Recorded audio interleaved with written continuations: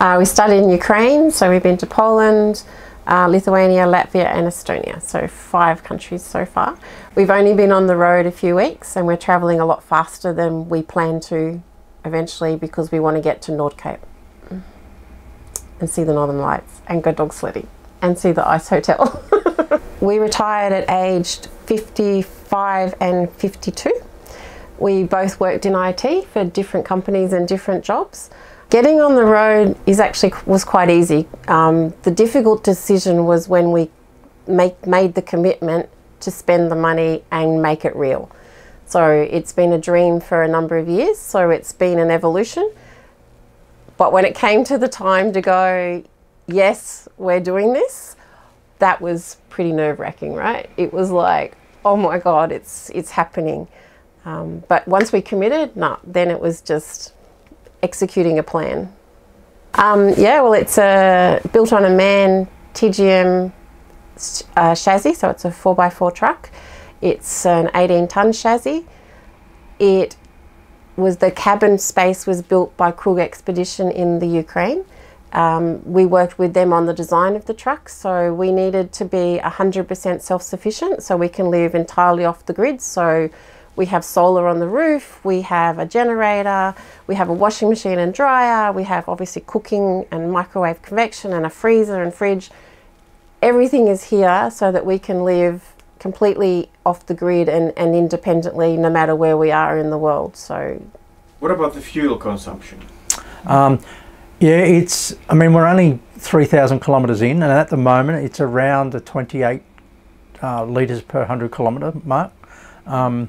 But we have been assured that will actually drop as the truck gets older, as the engine gets a little bit more worn in, and it will actually come down. We're hoping for about 25, but we actually budgeted for 30, so we're actually under what we expected, so that's great.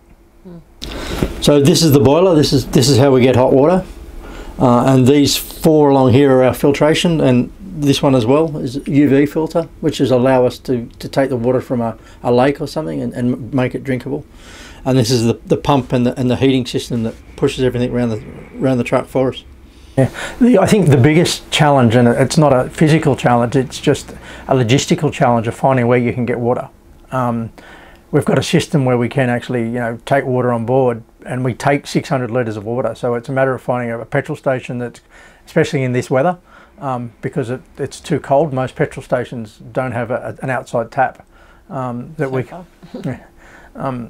So we then need to fill up. We do have the facility to fill up from a river or from a lake or something similar, but we haven't actually needed to do that as yet. But that's our backup plan if we need to. We've got the filtration and everything that we can fill up from a river and still be safe to drink that water.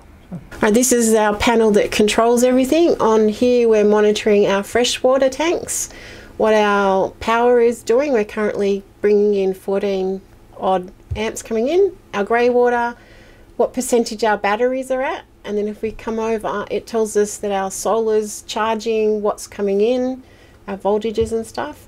We have our heating system here which turns on here, and then all the switches for like our heater and our USB, or the lights, the pumps, the fridge, everything's controlled from up there. It's got a diesel heating system, and it's quite good. It's sort of 22 degrees in here. It's actually too hot. It's actually too warm.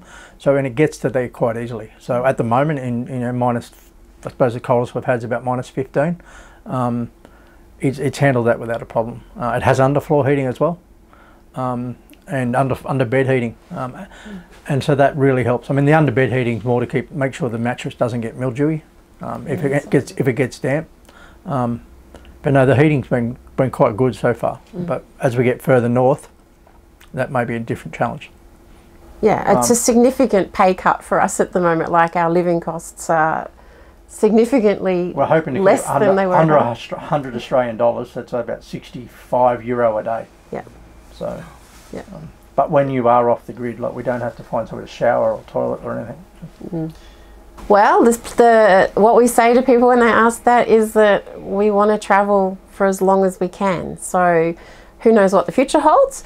but we're only in our 50s, so we're hoping that we can do this until we're in our 70s and explore the world on a full-time basis. Maybe we'll go around a few times. But we want to get to everywhere that we can get to. It's not as scary as people think. It's not as hard as people think either.